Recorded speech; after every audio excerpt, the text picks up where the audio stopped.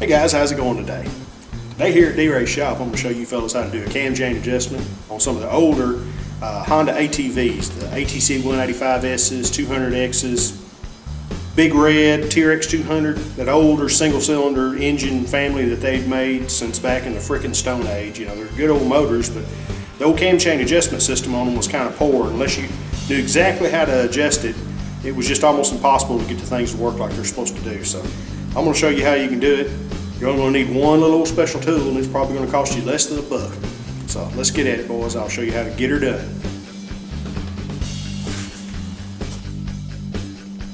Okay, here's the rig that we're going to be adjusting the cam chain on today. This is actually an XR200R.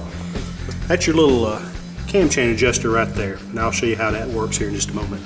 So all you're going to need as far as special tools is just going to need a pair of pliers, 14mm wrench, 10mm wrench, and a little old screw. Now what this is a metric screw. It's 3mm, and the thread pitch is 0.5. So you need a 3x5. Now length on this is going to be, it's about 2 inches long. But they use these old screws right here a lot in older turn signal lenses and things like that. So about any motorcycle shop that you go to, if they've got a 3mm screw that's about that length, just check it and make sure it's a 0.5 thread pitch. And that right there is going to be what you're going to need to make that tensioner work right. So let's get at it and I'll show you how to make this thing do like it's supposed to. Okay, well there's our tensioner right there with the little rubber boot over it. So first thing we're going to do is we're going to pull this boot off. Now the way this tensioner is supposed to work, what you would normally do is you'd pull the motor up on top dead center so that the cam chain had no load on it. The intake and exhaust valves would be closed so the cam chain wouldn't have any load on it at all. Now all this jam bolt here does, you'd normally just back that off, and that would release a locking device that would allow a rod that was spring loaded to come up and put proper tension on the chain. Then all you'd simply have to do is just snug it back up, and then your chain would be at proper tension. But we don't live in the perfect world, we live in the real world.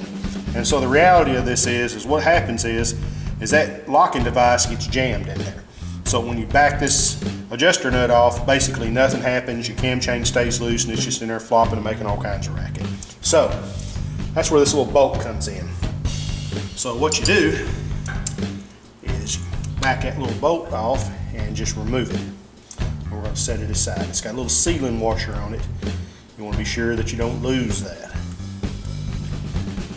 There's our bolt and our sealing washer. Now this is where the 3x5mm screw comes in. That actual tensioner rod is threaded on the inside. A lot of folks don't know that. Now what we're going to be listening for, when we back this jam nut off, I'm going to jam this thing up and down a little bit to kind of break it loose, and as I push it down, you're going to hear that cam chain get a little bit louder. And I'm just going to pull up on it until it quietens up real good, and then we'll snug that bolt back down. So listen real careful when it's idling. You'll hear that chain go to rattling when I push that tensioner down. Or if your cam chain's actually pretty loose on your machine already, once you jam it, get it jammed loose, pull up on it, you'll hear it quieten up, and it might even make a little bit of whizzing noise if you get a little bit tight, but that's not going to hurt nothing. Just go ahead and jam the jam bolt down, then go ahead and remove the tool, put your bolt and sealing washer back on and your rubber boot, and you got her done. Ain't nothing to it.